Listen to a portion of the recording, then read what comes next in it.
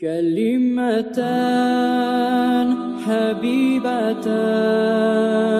إلى الرحمن Bismillahirrahmanirrahim. Elhamdülillah. Peygamber aleyhissalatu vesselam'ın hadislerinden geldik. 194. hadisine. An Huzayfete radıyallahu anhu anin nebi. Huzayfet Allah razı olsun aytti. Peygamber aleyhissalatu vesselam'dan qala vellezî nefsî biyedih. Peygamber antite tura.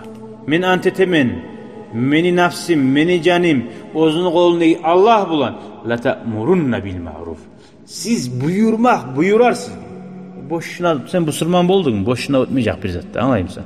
Sen Müslümansan, mağavarat olda bulmaysan. Ve la tenhavunna anil munkar. Siz yaman zattan geri vuracaksın. Yaxşı zattan buyuracaksan, yamanlıktan siz geri vuracaksınız.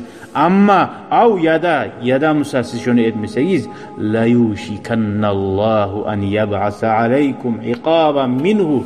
Allah bek yok değil. Sizge ozu yayınından azap düşürmeye. Azap o sağa ayrıca sağa düşü alıp da bula. Nege sen okuyansan, sen bargansan cumaga, sen eşitkansan, sen bilersen onu.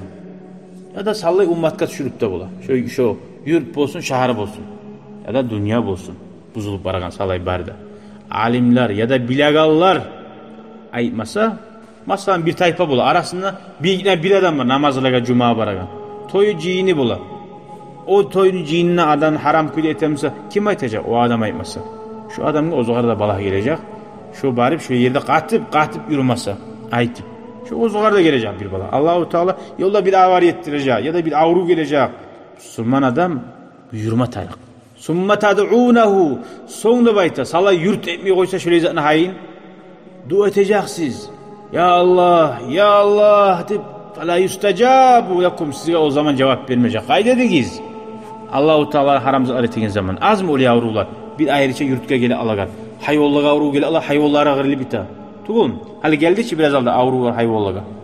Bağırdı gelmedi hiç. Yurtta geldi bir ayıça. Boşuna gelmiyor bir zatta. Oylaşma tarak. Şu mağazizge neye gele cemaat. Ana şöyle oylaşma tarak. Nege? İza asani men yarifuni. Allah-u Teala ne de bayta? Men tanıyalar aslı olsa Allah-u Teala olaga men ibaramen ne bayta şöyle zamanı. Nege? Adam suyagan adamın savutme suya avrugan zamanı. Allah-u Teala suya olan avruganına estapsını ibara balalar. Darman eteğinlemeyi doktor ikol etip. Suymayan adamını avrusa koyarsan ölsün yerindedir. Tuğul mu? Estapsını. Korasan ant etip şunca kadar güçlü kuyda ant ete baytti. Vallezî nefsi biyedih. Aldına tavhidine sözlerine salip. Allah sağlasın ya Allah. Şöyle yaman zatların kutsuzluklarından. Şu zatını etegilliğe dağa da bekgelecek. Etmeyegilliğe de gelgen son. Olaga dünyada gelegeni az zat olacak. Ahirette gelegen ulu olacak. Elhamdülillahi Rabbil alemin. Vesselamu aleyküm ve rahmetullahi.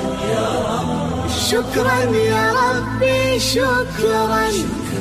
Hedeyte kalbi şükran.